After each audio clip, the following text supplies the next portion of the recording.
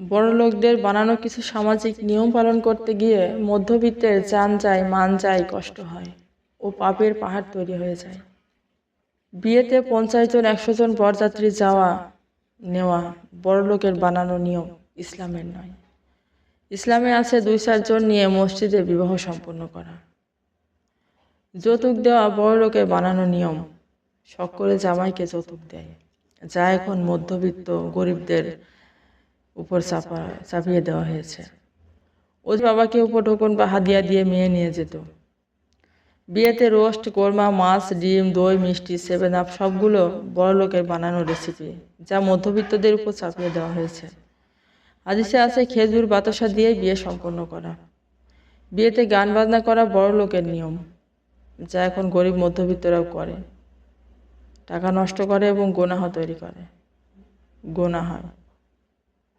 বিয়েতে গান বাজনা বড়লোকের নিয়ম, যা এখন গরিব মধ্যবিত্তরাও করে, টাকা নষ্ট করে এবং গুনাহ হয়। ছেলে মেয়েকে দেরি করে বিয়ে দেওয়া বড়লোকের বানানো নিয়ম, যার কারণে সমাজে বিশৃঙ্খলা, বিয়ের আগে বাচ্চা জন্ম দিচ্ছে।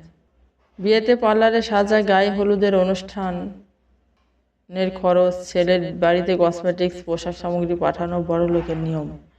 ম্যারেজ ডে পালন করা বড়লোকের নিয়ম, যা দেখে মধ্যবিত্তের বউও মন খারাপ করে, স্বামীর কাছে অভিমান করে। ঠুনকো ব্যাপারে ডিভোর্স সোশ্যাল মিডিয়ায় জানিয়ে দেওয়া, এটা বড়লোকের তৈরি করা নিয়ম।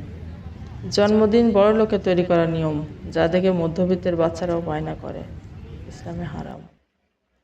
শবে বরাতে হালুয়া রুটি বড়লোকের বানানো নিয়ম। Pohela Boishakh, happy new year এগুলো বড়লোকদের। গরিব মধ্যবিত্ত ছেলেমেয়েরাও এখন বায়না ধরে। বড়লোকদের ছোট পোশাক পরা, ছেঁড়া পোশাক পরা এখন মধ্যবিত্ত গরিবের ছেলেমেয়েরাও করতে চায়, বাবা মার সাথে জুলুম করে। ছেলেদের মুসলমানের অনুষ্ঠান বড়লোকদের নিয়ম, যা দেখে গরিব মধ্যবিত্ত ছেলেরাও শখ করে, আমার মুসলমানিতে অনুষ্ঠান করতে হবে।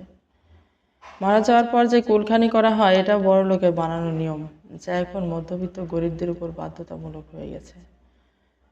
বড়লোকদের বানানো এই নিয়মের কারণে মধ্যবিত্তদের কষ্টের শেষ নাই, অন্যদিকে গুনাহের পাহাড় তৈরি হচ্ছে। জানি না আরো কত নিয়ম তারা বানাবে মধ্যবিত্তের জুলুম নিপীড়নের জন্য।